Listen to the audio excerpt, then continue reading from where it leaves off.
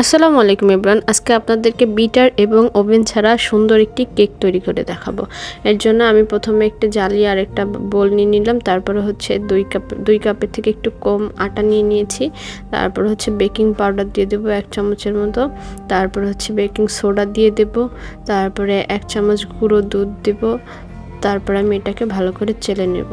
চেলে নিলে ব্যাটারটা সুন্দর হবে। এই তো আমার চেলে নেওয়া শেষ। এখন আমি ভালো করে মিশিয়ে নেব সবগুলো উপকরণ।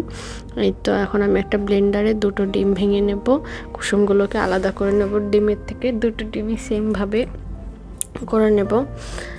তারপরে হচ্ছে আমি এটার ভিতরে চিনি গুঁড়ো করে রেখেছিলাম।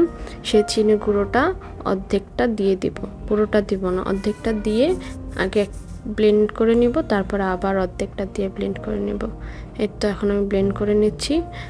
তারপরে হচ্ছে আমি একটু সয়াবিন তেল দিয়ে দিলাম আর ডিমের কুসুমটা দিয়ে একবার একটু ঘুরিয়ে নেব ব্লেন্ডারটা। এখন এই ব্যাটারটা দিয়ে আমি হচ্ছে শুকনো উপকরণগুলো আস্তে আস্তে মিশিয়ে নেব। একবারেই মেশাবো না, অল্প অল্প করে দিয়ে মিশিয়ে নেব। তো আমি 3বারে দিয়ে এটাকে মিশিয়ে সুন্দর একটা ব্যাটার তৈরি করে নেব। তো এখন আমার ব্যাটারটা খুব সুন্দর হয়েছে। এখন হচ্ছে আমি কেকের বাটিতে এটা ঢেলে দেব। সুন্দর করে ঢেলে দিয়ে তারপর হচ্ছে একটু বাড়ি দিয়ে নেব যাতে ভিতরে কোনো বাবলস থাকলে ওটা না থাকে।